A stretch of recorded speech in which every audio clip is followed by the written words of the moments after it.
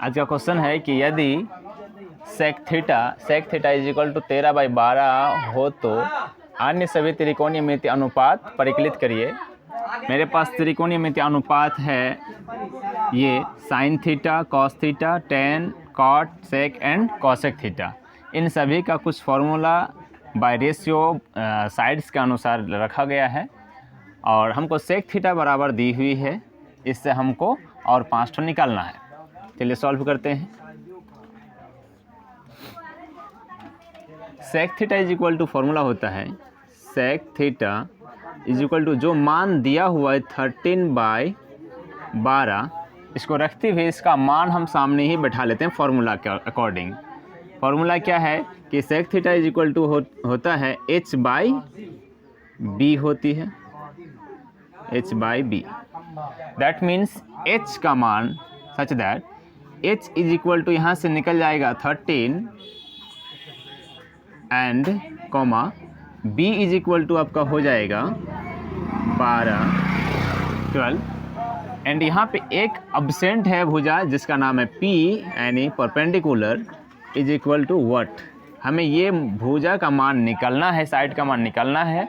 अगर जैसे right angle triangle में 3 साइड होती है और 3 साइड में से अगर कोई 2 साइड अगर दी हुई हो तो हम तीसरा साइड निकल सकते हैं। That means A, B and C त्रिभुज है।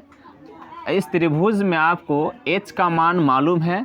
h नॉर्मली आपका हाइपोटेनस यानी h इज इक्वल टू ये हो जाता है कर्ण 13 दी हुई है और b दैट मीन्स बेस यानी b is equal to 12 base यानी आधार और ये परपेंडिकुलर यानी जिसको लंब बोलते हैं ये आपका वट दी हुई है। ये निकलना है, ये निकल करके आपको ये सभी अनुपात मान निकलना है। आइए सॉल्व करते हैं। सेक थीटा जो इतना है तो अब हम जानते हैं वी नो दैट, जानते हैं किससे जानते हैं हम लोग कि पाइथागोरस परिमेय से। पाइथागोरस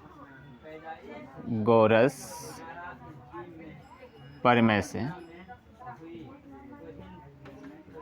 क्या होता है फॉर्मूला पाइथागोरस परिमेय से कि P इज इक्वल टू हम डायरेक्ट फार्मूला लिख लेते हैं। ये चीज़ आप लोगों को पढ़ाया गया है कैसे ये आता है।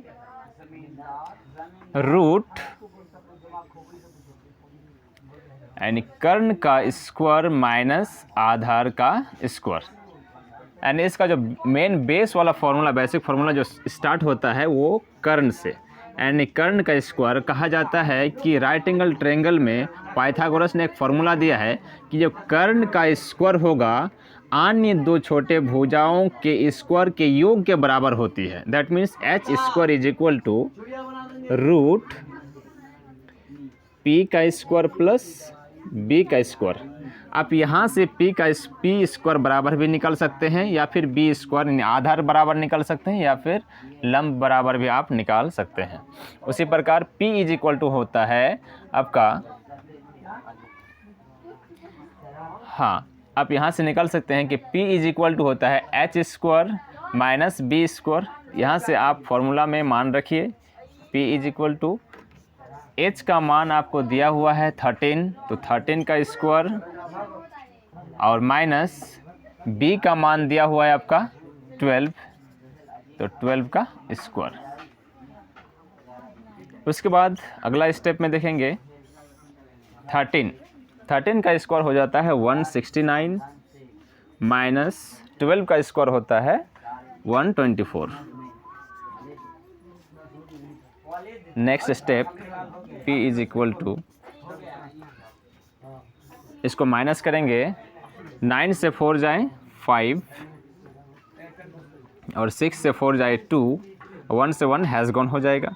यहाँ से आप रूट 25 से आप निकल सकते हैं वर्ग के रूप में 5 यानी p इज इक्वल टू आपका 5 निकल गया। ये चीज़ हमको ज़रूरी था अनुपातिक ना मान निकालने के लिए। नाउ अब हम स्टेप को आगे बढ़ाएंगे। प्रश्न से हमें पूछा गया है कि अनुपातिक मान निकालना है, उनमें से हमको सेक दिया हुआ है, ये सेक दिया हुआ है। अब हमको यहाँ साइन, कॉस, टेन, कॉट और कॉसेक निकालना है।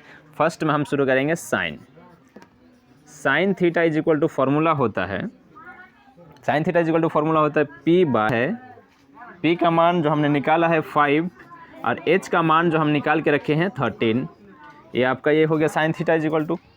और cos theta is equal to होता है B बाई H, B का मान है आपका 12 और H का मान है 13।